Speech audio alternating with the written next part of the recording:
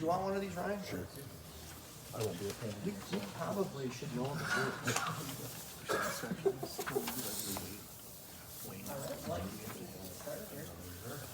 Well, you guys, welcome to the 2025 track clinic. We're excited to have everybody here. My name is Ben Nylander. I'm a Jordan coach, and I'm going to be running this room here today. And very excited to get to start off with Scott Stallworth, and then also with Greg Utek here for Stallman. I'm sorry, for this for their presentations that they're going to be doing. And so Scott, first of all, he's been in track for 61 years as both an athlete and then as a coach and an administrator. He spent 37 years as a coach at Chaska High School, and actually kind of a small world connection to me. One of my top assistants was one of his athletes, and so we got to know each other very well through that, and everybody in our program just thinks so highly of Scott as a result. He's the co-director of the 1982 NCAA Division II Cross Country Championship, the co-founder of USATF Minnesota in 1980 and 81 school year. He's the first president of the USATF in Minnesota. And then also he's a meet director for several meets around the area, including the Metro West Cross Country and Track and Field Championships, as well as the Section 4AA and 4 AAA Cross Country Championships. Also, you might hear his voice at the state meet. You might hear his voice at the MIAC Championship. I know last year I was at the MIAC Indoor, and I remember I was just focusing on listening to Scott talk and just how eloquently he was talking to, and announcing everything, and just made the meet really an amazing experience for those athletes. So, and then we also have Greg Utek, and Greg Utek is one of our head officials here in Minnesota. He's competed, coached, and officiated track and field since being introduced to hurdling in 7th grade. He has managed and directed cross-country and track and field meets at the conference and section levels since 1977. So almost 50 years of experience there. He and his wife, Teresa, officiate in a variety of roles at over 6 meets each year at the MSHL, NCAA, and USATF. And his picture that he'll show you, I think, later on is he'll get a chance to tell you a little bit about some of his experiences he's had going to the Olympics and watching some athletes competing at really, really high levels. And so these gentlemen are going to be talking to us a little bit about officiating, some rules changes for this year, and then of course also just some meet management stuff, and particularly how it pertains to you coaches. So let's give it up to these guys. Thank you. Are we okay without using the microphone in the back? Can you? Perfect. Thanks. Yeah, that is our seats for watching the men's shot put final. We were in row 6, right by the shot circle. Across the aisle from us sat Flavor Flav, the rapper. So I do have a picture of it on my phone. Great time there. French did a great job of hosting the games. But that's not why we're here today. This is a reprisal, or a reprise, I should say, using the theater word, of something that we did last year for the first time. And the idea was that as the season goes on, and people more and more are hiring bigger and bigger slates of officials that are up to date and so on, kids and coaches run into things that they haven't had experience with earlier in the season. And so we were asked to kind of come and talk about what we do as meet managers, as well as things perhaps that you can be doing and thinking about as you host meets and go to meets, to be sure that when the time comes and somebody makes a call, it's not a surprise because you know the rule, your kids know the rule, and they've been experienced with it along the way. Well, we've had many experiences, and one of the reasons that we are involved with this now is that, and I recall this as a coach, that we would have all of these early season competitions, and then it would come to the conference meet, the section meet, the state meet, and as those meets get larger, there are more eyes on the track meet. There's more eyes on the athletes. And so something occurs, and nobody ever said anything. You know, I made the statement, well, nobody ever called us for 3 steps on the line before. Well, yeah, it's right here in the rule book that is a violation. And even though in early April, on April the 14th, it's 48 degrees, you know, some of those things are going to maybe slip by the kids. So what we want to tell you is how you prepare your kids for the greater number of eyes that are on them while they compete. And so the rule is the rule is the rule is the rule. Regardless of whether it's day 1 on that first day in March when you meet with your kids, or it's the conclusion of the state track and field week. And we can lend a lot of different things that have happened. Greg is a meet referee.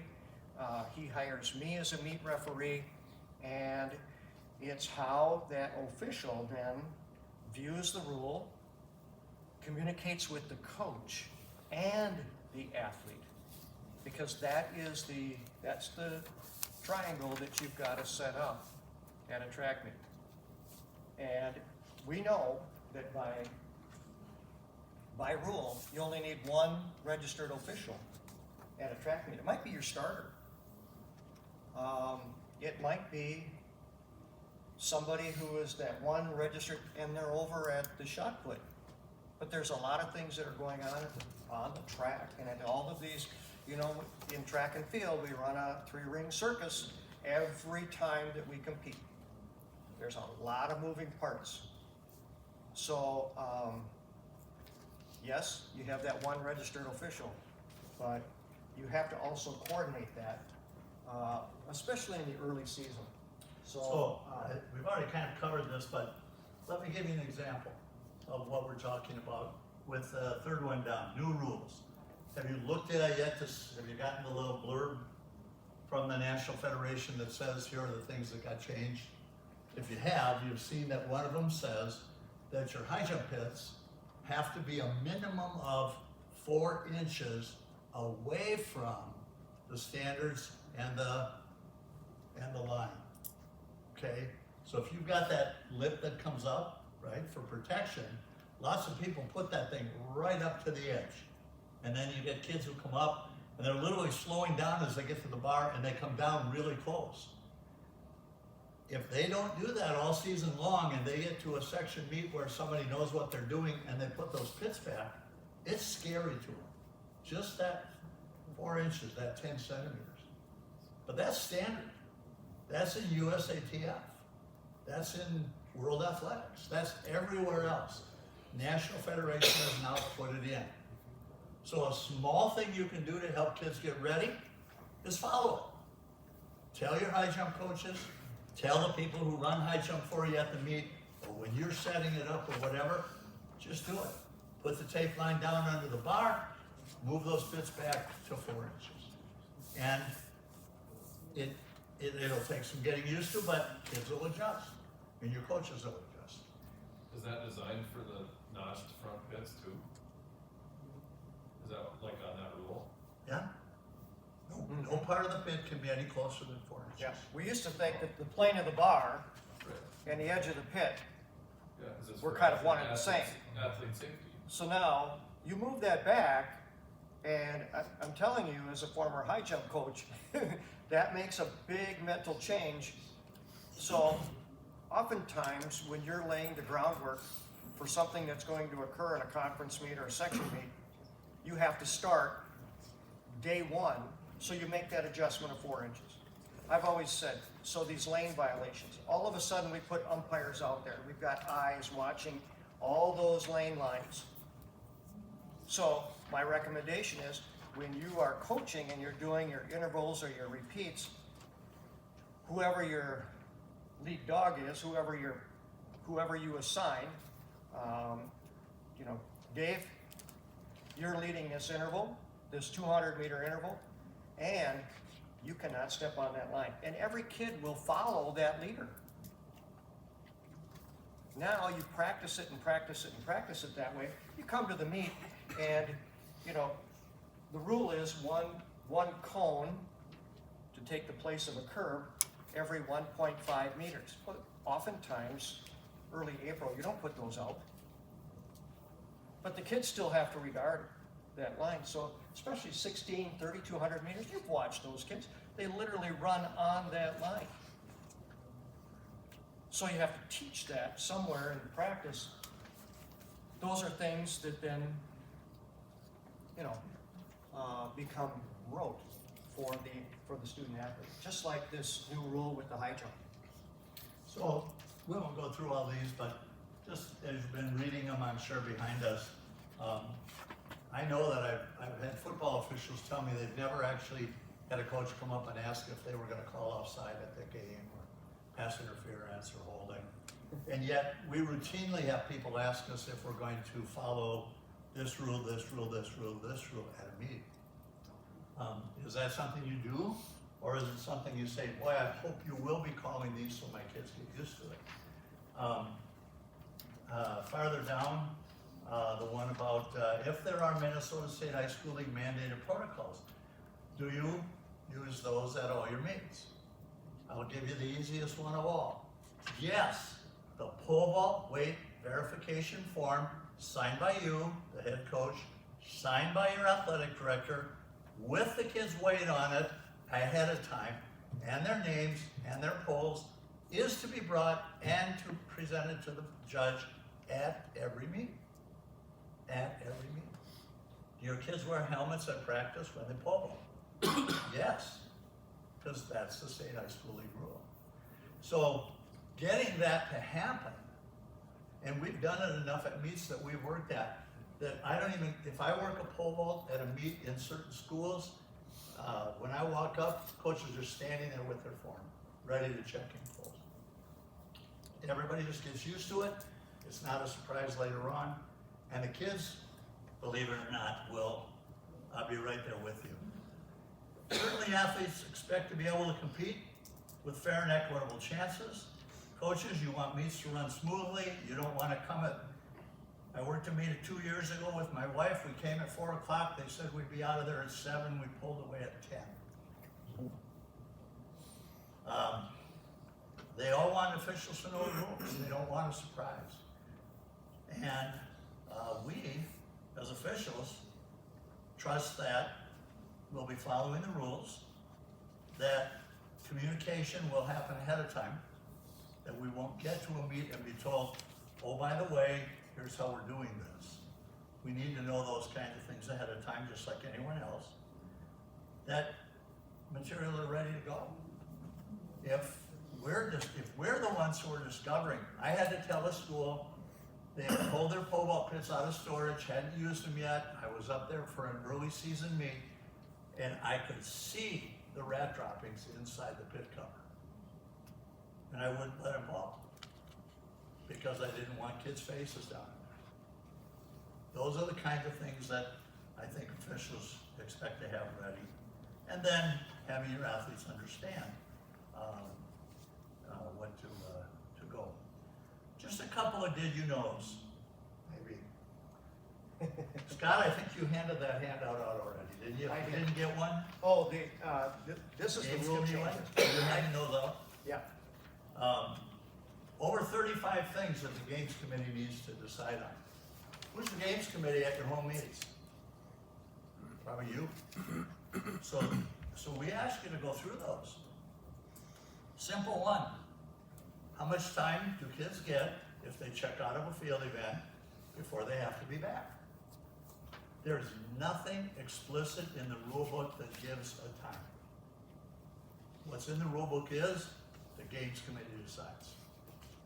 And if you say, well, 10 minutes. 10 minutes from when to when. That's what your judges need to know to be able to properly enforce that rule. And if you tell people that it's 10 minutes from when their event concludes that they went for, and they leave to go warm up for it, you can have kids gone for 45 minutes And now you're stuck because I can't raise the bar because they're officially on a checkup. So all those kinds of pieces that you can put together in ways that'll keep the meet moving are gonna help your athletes when they get to section or state, and somebody tells them, you get 10 minutes from when you leave to be back. I think the greatest thing is communication. So even if you're gonna host this triangular, it's gonna be JV, varsity combined, it's early season. So somebody from your staff, the host school, sends out some expectations to the other two schools. This is what we're gonna do. If it is early season, be prepared that we might, when we meet as coaches, decide that we're gonna combine the 4x8, or we're gonna combine the 3200. It has to be a consensus of the coaches. But when we meet as coaches prior to that meet, just expect that with the cold weather, whatever is the case, that is going to be the expectation. Also in there, just simple things. When you come to our school, park in the parking lot on the north side of the school. Put your team camp on the east side of the track. Our host school will be on the west side. But all those different things so that you're not walking in cold to this competition, regardless of when it is in the season. But the most important thing is, what are the expectations? We're going to determine starting heights at this coaches meeting. But then you have to convey that information to your officials. The officials need to be involved in that meeting as well, so that everybody's on the same page. It's just a matter of that communication piece. And you're the host school. Like I said, it's April 14th. You're the games committee. And you're just gonna lay these ground rules for that competition, so that, you have a smooth competition and not something that is kind of flying by the seat of your pants when it comes up to the, oh, geez, I never thought of something about checking out. And that is, for Greg and I, that is the largest issue that we confront. And so we have our own little models that we use when we host a meet as a meet coordinator. And we lay it down. This is what it's going to be. You give the official that you're checking out from the long jump to go to the 100-meter dash. They write that time down, and that athlete is expected to return immediately. Not after the event, but after they run. Now, as officials, hold it. My kids they're gonna be, no. The people that we work with as officials, these are great human beings. They're not gonna have a kid that just ran the 400, step up to the high jump 1 minute later and expect to jump 6'4". Not gonna happen. They're very reasonable people. But the rule is the rule. If it said return right after your event, return after your event. And then you don't get these huge backups where the bar hasn't moved for 25 minutes. That's a pain in the keister. So you do realize that you're supposed to score all your meets. That if you do it as a time trial, the high school league says that's a scrimmage. You can't wear uniforms. You can't use fully automatic timing. You can't publish lists of all the people and how they ran and all those kinds of things. If you're doing it by all the regular stuff, it's a scored meet just like any other, because track is considered a team sport by the National Federation. When you have a bunch of kids running and it's just a time, whoever has the best time wins, you're supposed to run the fastest kids last, so that they know what they have to be. Who makes that decision if you're gonna do it different? The games committee, ahead of time, and announces it so coaches know when they come. The games committee does not rule on whether or not we have block holders. The starters do. That's why the starters are charged with inspecting your blocks when they get there. And if they're found to be lacking spikes enough to hold, they're gonna come to you and say, we've gotta get these starting blocks fixed. And you say, no, we use block holders, and they go, no, we're not. Get some spikes out and let's get this done. That goes with being prepared for the meet. All athletes at a field event are to check in before the first attempt in the first flight. We still have folks who haven't internalized that yet. We had 7 kids one year at a section meet about 3 years ago that didn't get to throw the shot out of 48 entries because they kept ignoring the calls to come and check in. And they were in later flights. Good kids, maybe that had a chance to go to state and they didn't get to throw. The next year, every kid was checked in 20 minutes before they even opened up for warm-ups. This- They got off the bus and walked over to the Now, shot. sometimes it's a luxury to have an announcer, somebody over a PA.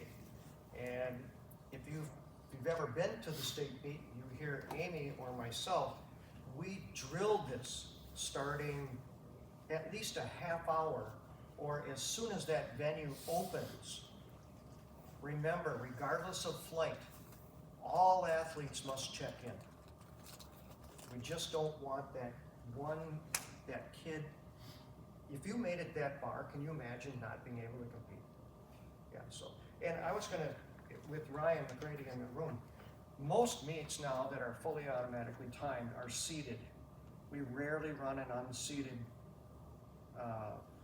meet with FAT. So, is that the case, Ryan, that most of these are seated competitions, even Everything but the true team meets. everything but the true team? Yep. Yeah.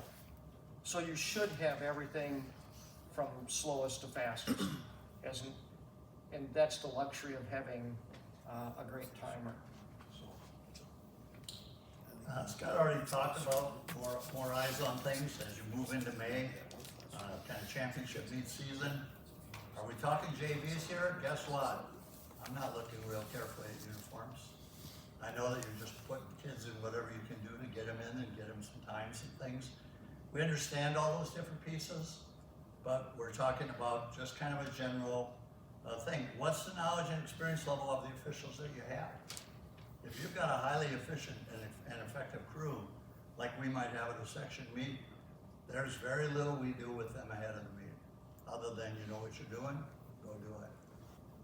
But if we have people that are fairly new to it, first time running it, different things like that, we'll work hard to give them better information, good information.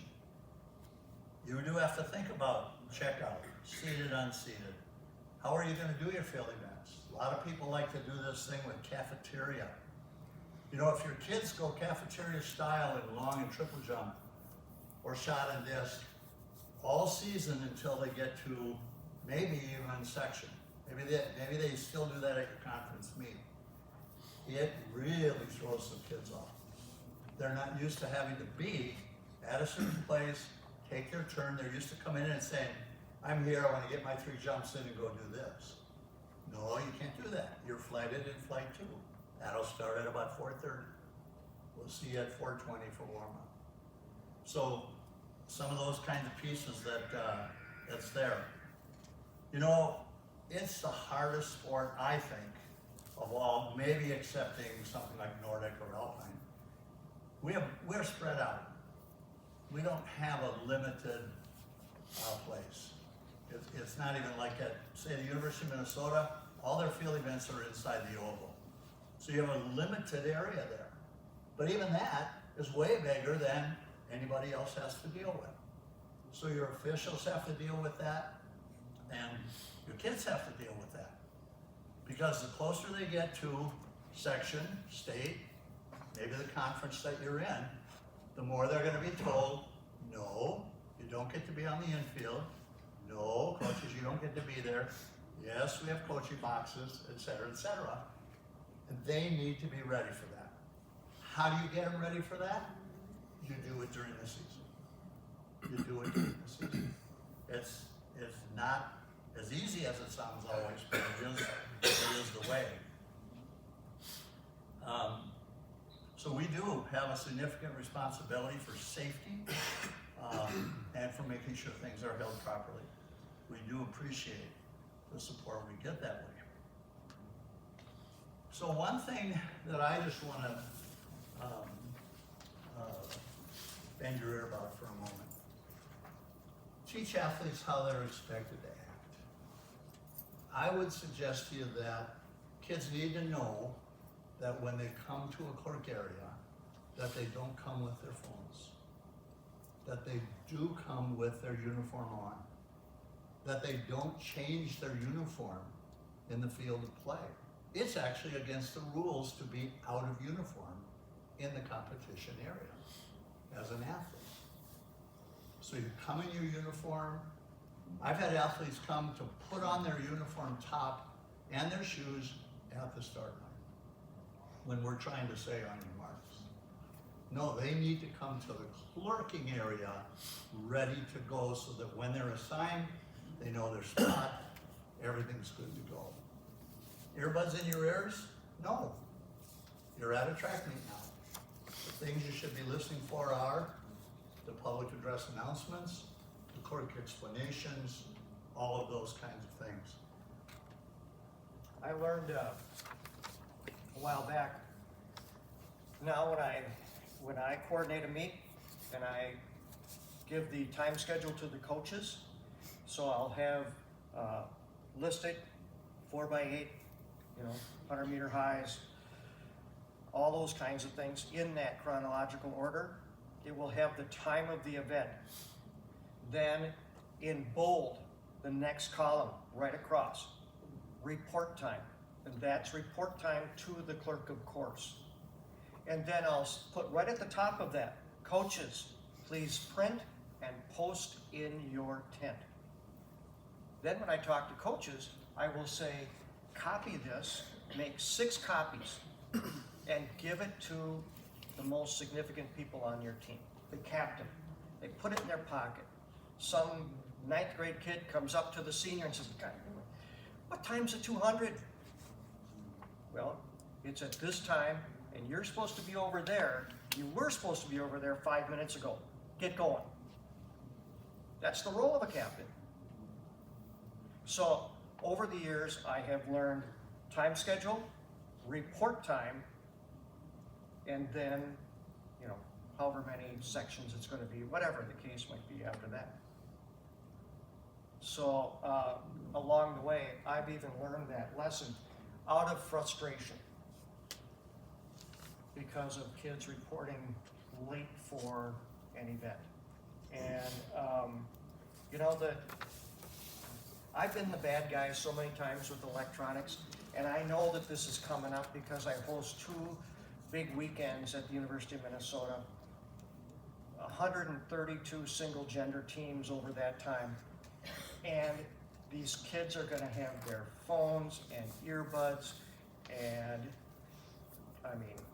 I don't want the blowback. I don't appreciate it. But they are so used to it. But maybe now that things have changed with phones in the classroom, that maybe it'll start to make a change in all these other.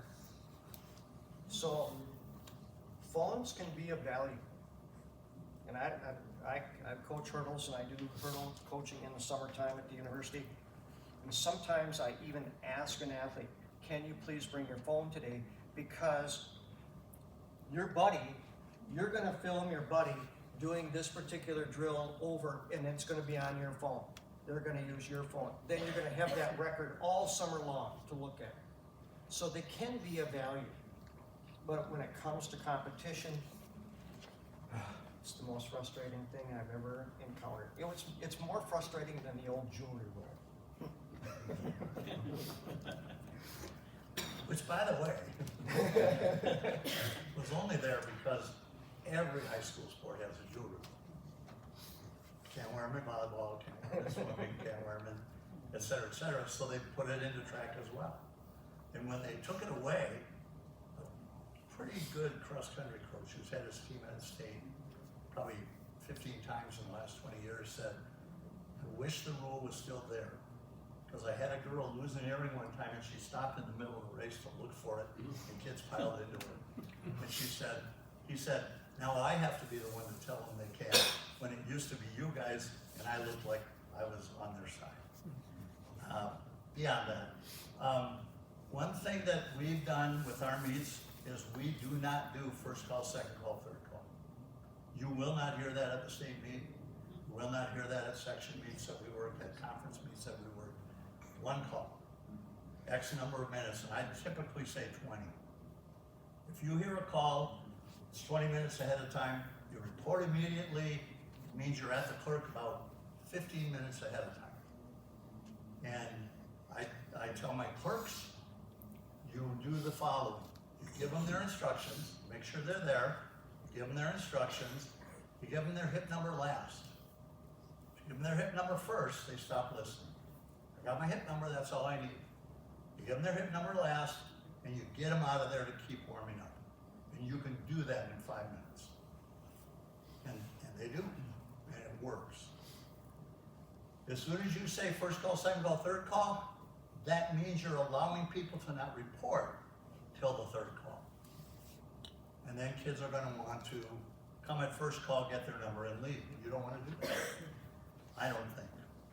Can I ask a question on that? Yeah, please. Absolutely. So, go back to your time between events, which, like you stated, is on the coaches, the event staff. If you say that's 15 minutes to report, and you only allow 10 minutes if there are other events. So here's what we do. And maybe you're aware of this at the state. So we let the kids who know they're gonna have a conflict between a running event and a field event, go and check in early for their running event. Got their hip number, they're all checked in. Now they don't have to leave their field event until it's actually time for their heat. Yeah. They go down to their heat, they run, they go back to their field event. That's a great question. And the state has forms that are used at the state meet. We use them at section, we use them at Yep. South Suburban, Metro West, Metro East, all these places we work, and it really, the coaches are so aware of it that after the coaches meeting on the first day, they're all huddled around the clerk, getting all these kids pre-checked in. And they get all their information, and the clerks mark it all and everything else. And that's the way I would suggest. It really works well. Yep. Yeah, I'd say one of the biggest complications is always with words. So Yep. the kid completes the event, but then they're setting, are they supposed to be setting at the words table or back to their building, you know? And I ran into that issue quite a bit. Yep. And if you're especially able to have your rewards, you know, staggered in such a way that you can tell, we can say, yep, run over and get a jump in, come on Right. back. Yeah, Exactly. that's usually what we do. And that's, you know, for the kids that are in multiple events like that, that's just one of the tragedies of it, is they may not get the kind of rest they're hoping for, but. Right. And, That brings up another question. yeah, It irritates me that we don't alternate genders at the state meet on field events. The boys pole vault is always on the first day, the girls is always on the second day. And I have traditionally a lot of 4x8 runners that pole vault. And I just don't think it's fair that we don't alternate that from year to year. It should be equitable, and that should be alternated each year in my opinion. and that's certainly something we can take. I work closely with Charlie Campbell, Yep. and we can certainly take that. There, obviously, the league is the one who comes up with that schedule. Yep. You know, and it's interesting you say that, because in the Metro West Conference, we've met with the coaches, and that was their request this time, because we had followed a format, a field event format. Boys shot, girls discus. Boys long, girls triple. And everybody seemed satisfied with that until this year. And the coaches said, no, we gotta flip that around. Year in and year out. So I've marked that. So we've made that change for this year, and then we'll go back to the previous, and we'll just keep rotating that. Now, the order of running events, if you wanna start with boys in the 4x8 or girls in the 4x8, that's all, yeah, and that's pretty easy. But the field events, that does set into motion different things that occur throughout the meet. Yep. When you don't change that gender. It's So something that I'll should be take note of that. For not just pole vault, for multiple different. Yeah, I'll take note of that, And absolutely. as meet managers to us, it doesn't matter. Yeah, The conference I work with, the South Suburban Conference, they for years have said, we want to be on whatever schedule the state meet is. well, to my just. Because they want kids ready for that. Crazy, or did we used to do that? Because I've coached for 22 years and it seems like I don't know. after. You know what? After it switched over to, our new location, what can I say? St. Michael Albertville? Is it- Yeah. I don't know if that's when it got missed or what, but I could have swore we used to. But Hamlin, all the years you were at Hamlin, it was It didn't always, switch when you went to No, it was STMA, always it the was long same. before that, but yeah, it did alternate. That's what I thought. maybe at Blaine. Well, that's. No, you're talking about it, But in Hamlin. Hamlin, it's been. When we were at it was the Hamlin, same it always. rotated, didn't it? Yeah. You know what? I haven't even noticed that. Yeah. Well, there was some time at Hamlin when it switched, and it Yeah, stayed the same, and I don't know if people just, It was before St. Michael. that's one of my biggest frustrations, been is this way coaches for send out quite a while. information, Yeah. We used to and then alternate. they I'm change old the guy, date, we they used to just alternate. copy, Yeah. paste, Quite a done. while ago. It's been the same for. Anyways, I don't mean to sidetrack. you. No. Oh, no, these are all great questions. So we're just, I wanna just continue here. Help your athletes know that they gotta listen. We gotta listen to to what they've been told, so that they understand what the expectations are on them. Every athlete that gets worked at our meets knows the color of their start line if it's a lane race. And if they get over to the line and say, which color am I on? It's not because they weren't told. It's not because they weren't told. So tell them to be really, really careful. And maybe one of the things you do is explain to the kids, when you look at a staggered track, that first stagger is a 1-turn, that second stagger is a 2-turn. Go see what color it is for your race. You're in the 400. Is it blue? Is it green? Is it red? Is it white? Is it whatever? And you'll already know. Athletes should know how to do starting blocks. Officials shouldn't be expected to teach them how to adjust them and all those kinds of things. They should know how to measure their steps for jumping events. They should know how to get themselves into a relay exchange zone and where their 30 meters is. and so on. Coaches, I've run into this, JV championship. The shot putter says, Coach, this is my chance. Can I run the JV 100? Great, they come over and they look at, you all know who Dan Dornfeld is, he started they look at Dan. You help me get into the box? No. This is a JV meet. We've got 20 heats going here. It's not time. So, make sure that if you're going to do something, make sure the kid's prepared. Teaching the rules as you go through things in practice, just teaching the rules of the sport. You know, if you're a throws coach,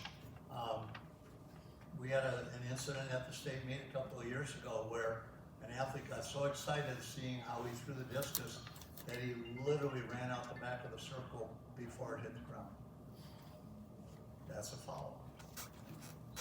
And the coach kept coming back to us and saying, but he left the circle under control. And the rule just says you have to be under control. Now, those words were taken out 10 years ago. What it says is you have to wait till it lands before you leave out the back. And it was a tough scene. It was a tough scene because anything we said was throwing that coach's knowledge under the bus in front of his athletes. So be sure, if you've hired a bunch of new people and they're right out of college, there are some differences between college rules and high school rules. Be sure your people know the high school rule that they'll be working with their athletes on if they're different. We all know now that kids can't run in reverse. You cannot get your steps on a runway by running in the reverse direction. If you do, the judge may not even let you participate in the event. You just don't do it. You don't throw relay batons in high school at any time, for any reason, in jubilation or in disgust. Because you don't know how that judge who sees it is gonna rule. So don't even tempt him, just hang on to the thing. Running over the left-hand line, Scott said, 3 consecutive steps will do it for you. Be glad you're not in college. They've gone to the World Athletics rule with 1 step on the left-hand line. Except that they say two in the race, but not 2 consecutive anymore.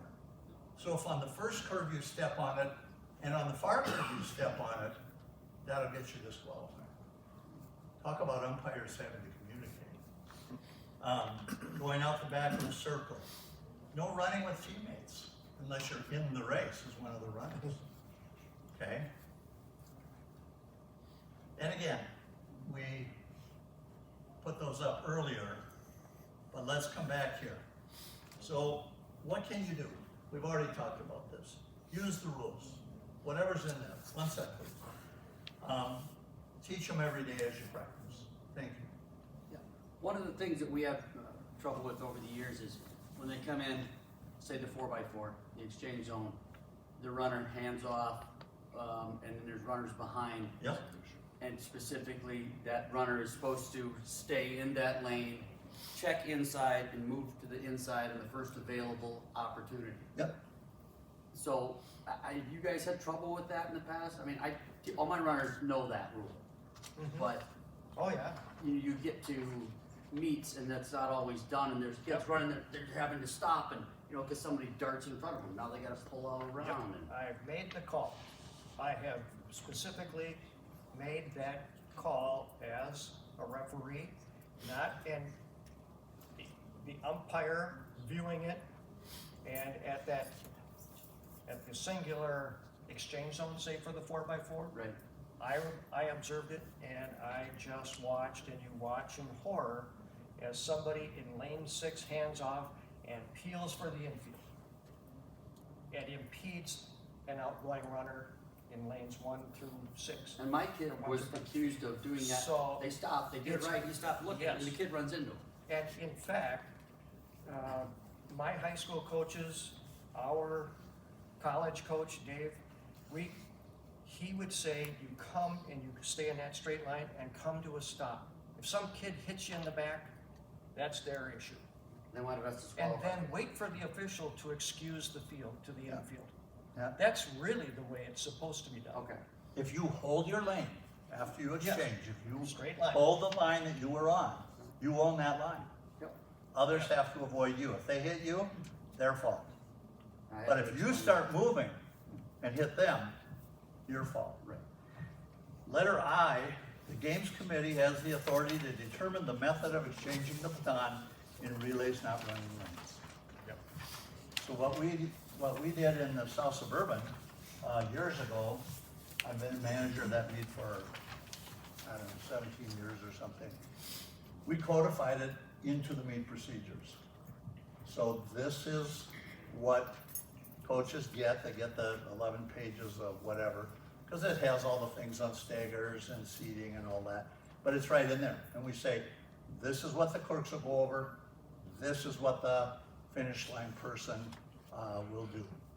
And we have a separate person at the finish, so we don't have the starters doing that. Yeah, and we get it. I mean, we've dealt with kids. I mean, kids are kids. They get excited. But when they're standing at that outside of lane 8 or lane 9 on that fence line, and either the clerk or one of the starters is over there and says, after receiving or after giving the baton, don't just stay there. I mean, listen to those. It's after that, and I've come, my former coach, Lefty Wright, when he did a section meet, he always made a corral. This is the other part. He made a corral with hurdles. Lefty, what are you doing? Because the first runner hands off, the second runner hands off, third runner hands off. Those kids go to that corral and they cheer from that corral. If you don't harness them, they're going to start running across to cheer their teammate, running along the backstretch. Come on, come on. So I have learned, and Greg knows this when I referee at South Suburban, I kind of make a corral, or I tell the kids, see those lines, that red line of the soccer field or whatever? That's your boundary. Don't go down towards the 100-meter start and then run along that straightaway cheering on your teammate. So that's the second issue with those relays that do not finish in lanes. I did that at the state meet last year. Huh? I did that at the state meet last year. Yeah, you did. One of the things that's universal was rule books at every level. So whatever the highest level is, which for us is the National Federation of High Schools. So we have these little rule books, and those rule books have words in it like shall and should, must and may. If it's shall, it's what it is. You do it. It's a must. It isn't a, well, we can change that one. Unless the rule book has that exception where it might say last, the fastest run last, unless the games committee had decided differently. Okay? Shoulds are things that are shalls unless extenuating circumstances develop. So if it says such and so should be, then you're expected to do it that way. And the only time you change it is when something comes up at the last minute, something comes up that's unavoidable, whatever. But if you have a week to correct the problem, then you correct the problem so that you can run the meet according to the book. Minnesota for years wanted to do away with the jewelry rule. The National Federation said, you don't have to have a jewelry rule in Minnesota. But if you don't, you lose your place on the National Rules Committee. You do not get a representative on it, and your people don't get to vote on new rules. Okay, we'll keep the jewelry rule. You can always be tougher. So Minnesota could have a jewelry rule.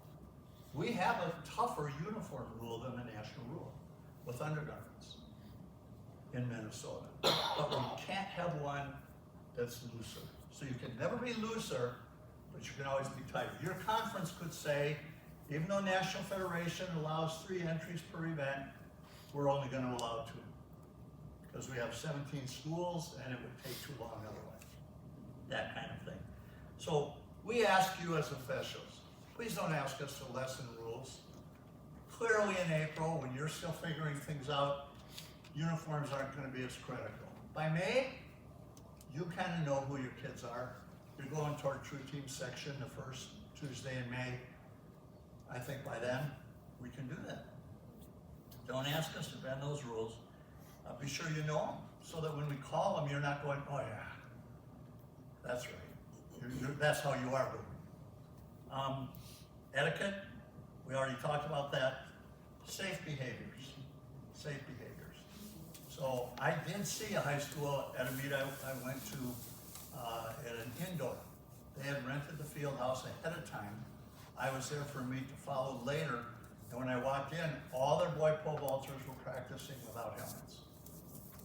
Now, it wasn't my place that day to go to that coach or say anything, but I kind of let the word filter back because it is a high school rule and it's an expectation and so on. So the safe behavior thing, NCAA has a rule, at no time may an implement be thrown, rolled, or in any other way brought back by a retriever except by hand all the way to the retrieval area.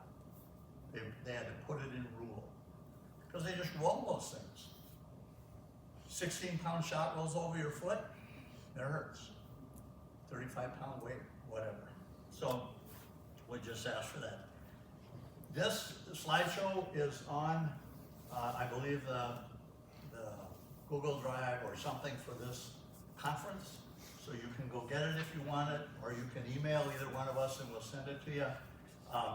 Here are some links in there for the High School League, the National Federation, USATF, and where you can actually purchase. There is such a thing as an official's manual, or like a meet management manual put out by the National Federation of High Schools.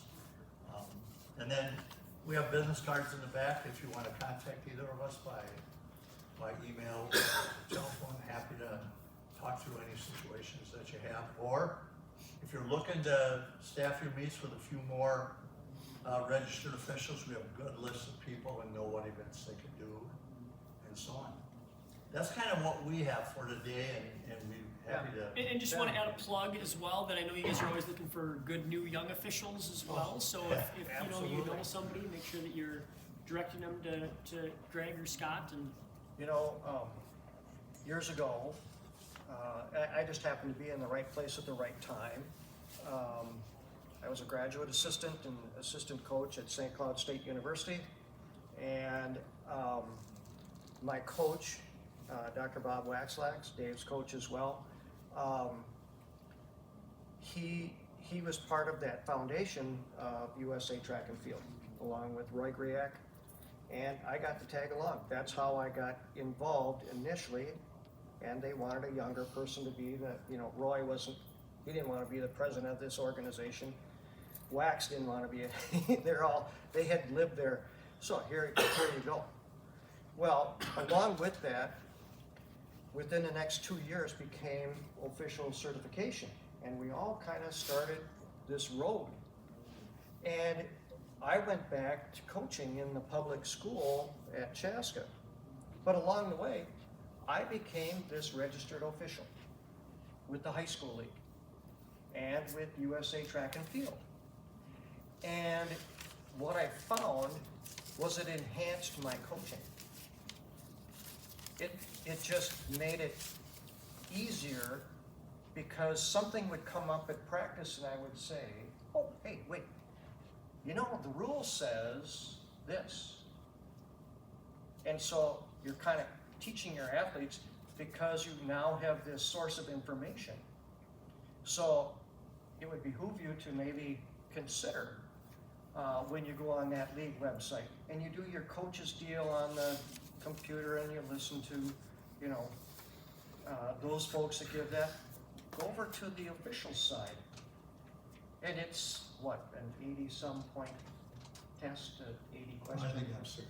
60 questions or whatever it is. And it forces you to open that rule book, look up the answer, and I think that's the best way. Of course, I failed every high school test because they didn't allow me to look in the book. Go figure. But if you look in the book and you look it up, then you're learning. And so it's just one extra step. It's no big deal. And then when you choose, as I did, to leave coaching, it's just the next step to stay involved with the activity. And it's a natural step. One thing that they did ask us to cover just very quickly, if you haven't seen these yet, rule changes for this year, National Federation. As you know, starters, when they started distance race, will often say to the athletes, if somebody goes down due to contact in the first 100 meters, we'll recall the race. That's still the case in cross country. Starting this spring in track, first 50. It's about halfway around that curve. Okay? Now, if it's intentional, you can see somebody's blasting. What you hope is that umpires are seeing that, because they're watching for that. Okay? This is the incidental kind of contact, the kind of, oh, nuts. Feet got tangled. Feet got tangled up, whatever it might be. Okay?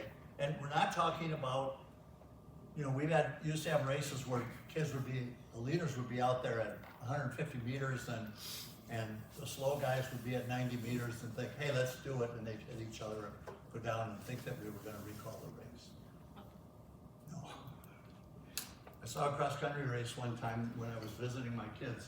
They live in Georgia, and went off to a Saturday morning thing, and this guy who's in the National Officials Hall of Fame was giving instructions to the JVs, and he said, now if you go down in the first 100 meters, get up, you're a JV. I'm not recalling this for anybody. I went over and I said, I have this brand new University of Minnesota hat. I'd like to present it to you if I can forever after use that in my race. He said, I don't need the hat, but you can use it. Okay, and I started to walk away and he said, but I do want the hat. Dick Moss was his name. Okay, so that's one. Another thing they've done is they've taken and pulled all the stuff with relay races into one place. Because it used to be in two different places. And so not only would referees and umpires have to kind of verify that, but coaches as well. It's kind of all in one place. Just look for that in Rule 5. What happens when an athlete leaves the track on a straightaway? So they go to the inside. Are you going to holler at me if I call that? Or are you going to holler at me if I don't call that? I guarantee you there will be coaches on either side of that. But the reality is, you kind of have to look at all the pieces of the rules. For example, in a lane race, the requirement isn't that you stay in your lane. The requirement is that you finish in the lane you started in. Because if you're running around the curve and you're in lane 4 on a 400 meter, and you happen to slide out to lane 5 because nobody's there, I don't care. I care if you slide into lane 3. Same idea. The track is the track. Kid coming down lane 1, it's in 1500 meter, 1600 meter, decides, hey, I got a way to do this. I'm just going to slip on the inside and get around him. Nope. But a kid who inadvertently puts a step or two down and it didn't impact and it didn't give him advantage and all those kinds of things, it's pretty hard for me to say. So just read that rule, see what it says, be sure you're training your athletes. A new rule, 622F, a warning so that athletes know if they've been called up for a field event, they have a minute, maybe longer if it's consecutive or something, but they have their minute from the call up to when they have to begin their trial. They're now supposed to get a visible signal at 15 seconds. What happens is you raise a yellow flag, it's a warning, and you hold it up, starting at 15 seconds. And at 0, you lower it back down, and if the athlete hasn't started, the head official says, time foul. And the athlete no longer gets to do that. This has been standard practice at higher levels than high school for years. Field event time limits for competitors. This is the chart that tells you how much time you get when there's only 2 or 3 left in the competition, or you're the last one and you won it, or if you have to do consecutives, all of that. Starting height in a jump off, when you didn't have people go out at the same height, but by misses and everything, they have to have a jump off. There's rules, language in there that tells you how to do that. Active and continuing flights. Continuing flights is just the normal way that you might do something versus 5 alive. I know in the Coaches Association, you want us to use 3 alive at your true team meets. We're really not supposed to do that, but I'm not going to argue with it. It just cuts down the amount of time kids have, to rest between if they're doing things. The standard placement, that's the 4-inch thing that I talked about with you. And then there's some points of emphasis where they talk about the excused athlete system, they talk about your vertical jump landing systems. I had a school ask me to run a pole vault for them. They didn't have a pit cover, a 1-piece pit cover. I said, no. It'll be fine. These kids aren't going to such a high height, blah, blah, blah. They tried to give me every reason to do it. And I just said, I'm not doing it. And if you decide you wanna do it, I gotta leave. I can't be here and be the guy in charge type of thing. Time limits and verticals we talked about. And then there's some additional information in there about false starts and kind of what really constitutes it and those kinds of things. I would say one thing as you're working with your kids that you could do, everything in there has words like without delay or immediately. So when a starter gives a command like on your marks, and your kid walks 8 meters down the track, hops up 16 times, slaps his thighs 45 times, as he slowly backs into the blocks, he actually could get a warning for unsportsmanlike conduct. The idea is, and if you watch, I mean, we were there at the Olympic Games, when they would say on your marks, those guys didn't go way down. They might have gone a couple of steps, but most of the time they were slapping their thighs as they backed in. When we saw Bolt in 2012, we were lucky enough to have seats right at the start of the 200. He took one step in front of the block, put him on the pedals and dropped. And so did the whole field. And they fired the gun. And you know, kids need that time. They want to have their moment and all of that kind of stuff. But the more they do that, the more they're going to have somebody watching them even closer, whether we intend to. I think we are training our starters through clinics and people who want, you know, a lot of people want to become a starter, kind of the centerpiece of officiating. And we're getting better and better at how we judge that starting line. That starting line, 100 meters, kids are a little jumpy, and watching at the set command. Set, not set. Don't sing it, set. The hips rise. And we all know that a good sprinter raises the hip and then it gradually comes down. So that starter set, 1, 2, gives that kid that chance to settle that hip. Because you get really good kids, that's what you're gonna see. So we are, on our part, really, really trying to teach officials what to watch for. And so if you see us starters have everybody stand up and you go, oh, you know, my kid was ready. No, the rule says when everyone is still, when that field is still. And so it's kind of a tricky thing. I had a girl, 400 girl, when I was at Chaska. She had the fastest time in the state. And my college coach had said, when you get into the blocks and you don't feel comfortable, raise your hand. So that's what I had taught her. The track was wet. She's in there. She had already run 56 and change. She raised her hand. She was not comfortable. Her hands were in a puddle. She raised her hand. Starter had the field stand up and excused her from the track. Disqualified. False start. Who's the starter? He's the mayor. He's the mayor of the town. Oh, I get it. Take care of those guys. Untrained. Second one down, National Federation of High Schools, NFHS.org. That's where you can go get the handouts on the new rules and changes. We didn't print them all out and stuff because it was so easy for you to go and find there. We really appreciate being invited to come and do this. Yes. It's a great time for us. I'm actually going to Workham Beach. I need to be in Mankato by noon to a referee college meet down there today. But this is Dave, so you have a much question? better and different Oh, than yeah. it used to be.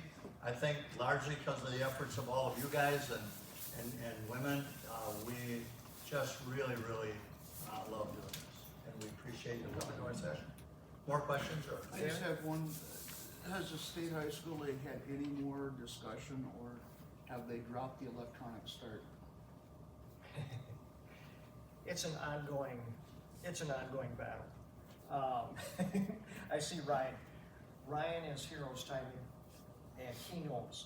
he knows this electronic start and dealing with his equipment and everything is, Indoors, it's fantastic. yeah. Outdoors, wind, rain, Yep. you get wind, I mean, there's It just- speakers, it's just, it's not We've realistic. been testing and we cannot come up with an audio system to. Yeah. No, And that's that- not realistic. That is that's the biggest thing. And of course, that audio system, the reason that we have the beauty of, like, when we, like the state meet and Dan Dornfeld sets up those speakers along that, so that the kid in lane 9 and the kid in lane 1 is getting the exact same voice command at the very same real time. But with this electronic, well, Ryan knows best. But indoors, you have that more compact area, all that kind of thing, and I've seen it work indoors. But, And you do still have some minor delay with the microphone. Oh, With yeah, Instructions, that's that's not a big deal. With the starting pistol, that is a big deal, having a delay. I like how you made the comment about instructing officials, because there's nothing more frustrating, because we go all over for our meets, and oh, sure. this one starter official does it this way, they go to another meet, and they do it that way. Yeah. And he gets so frustrated, the kids and the coach. Okay, well, I wouldn't have been disqualified if so-and-so. I said, no, these are the rules.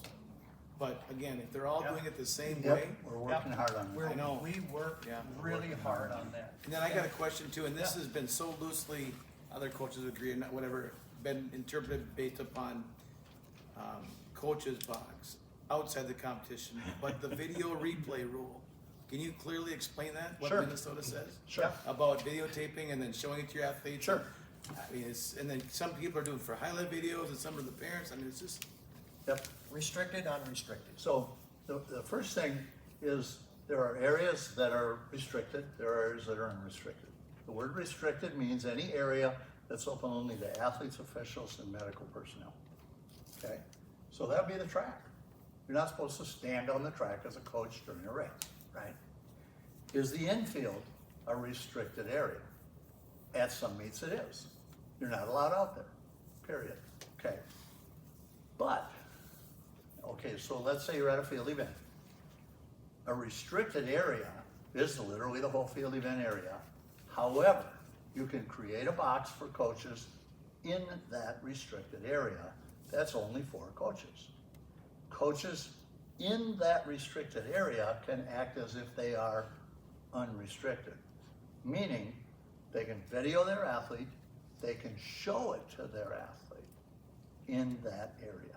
They just can't in any way electronically communicate with their athlete during the trial. So you can't put earbuds in your kid and talk them through a race. In fact, when the kid